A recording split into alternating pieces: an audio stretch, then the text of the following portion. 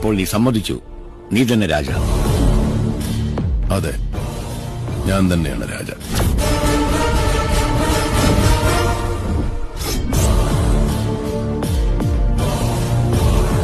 दस साल पहले मुंबई पुलिस ने राजा को खत्म कर दिया था. मैं वही राजा. പക്ഷേ എനിക്കിന്ന് ഭാര്യയുണ്ട്, കുഞ്ഞുണ്ട്, മനസ്സമാധാനമുണ്ട്. എന്റെ കുടുംബത്തിന്റെ സുഖവും സന്തോഷവും തകർക്കാൻ നീയോ നിന്റെ ബോസോ ശ്രമിക്കരുത്.